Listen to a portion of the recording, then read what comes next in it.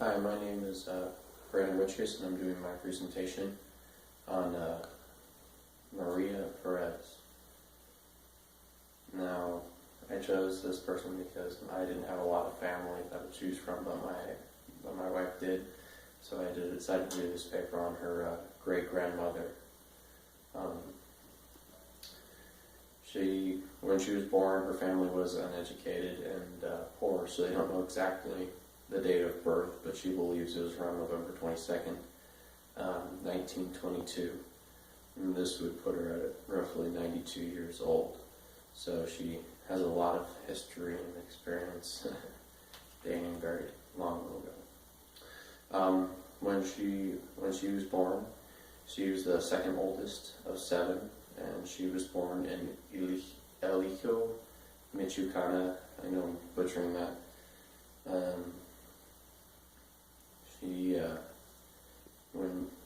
When she was younger, when she was about 7 years old, she would go with her father to the fields and bring a box and make fresh tortillas for the other workers, and she'd make 5 cents a day to help pay for the family expenses living there.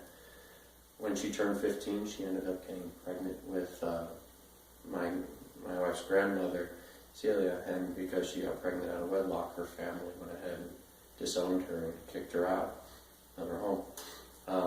With nowhere to go, she started working at a hotel, and there she would cook and clean and help take care of her landlady's children. Sometimes they would survive off scraps of food, and at times she would go ahead and go to the meat markets and say, "Oh, can I get the bones from the meat so that way she can give them to the dogs?" And there she would go ahead and boil the bones for nutrients, and that would help feed her and her children. She later got married to another man who was a taxi cab driver, and from there they moved to Santa Barbara, where they were actually they didn't mean to move to Santa Barbara, but that's just kind of where their car broke down, and they ended up staying there for quite some time.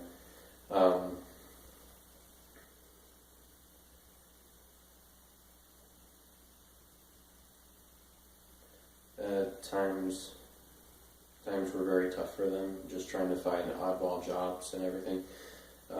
Between her and her husband, they ended up having 5 more kids. So, 6 more kids. So they had 7 total. From them just doing all the odd jobs stuff, they would pay their way through taking care of the kids and everything. They actually had planned on moving to Malibu, somewhere in California, but yeah, like I said, their car broke down, they didn't have enough money to get it fixed, so they ended up staying there. One interesting fact actually was around 1955, Disneyland had opened in Anaheim, and she had been saving money when she heard news to go ahead and go see it within like the first couple of months that they had opened, and she took her youngest son in order to go see it. So that's an interesting fact. My great-grandmother eventually ended up divorcing her husband due to many issues in their relationship that couldn't be worked out. She now lives here with her youngest son in Florence, Arizona.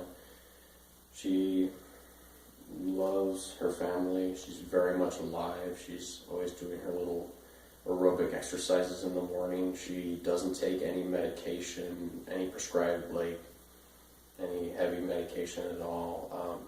Just very naturalistic medicine, the home remedies and everything that they really influence.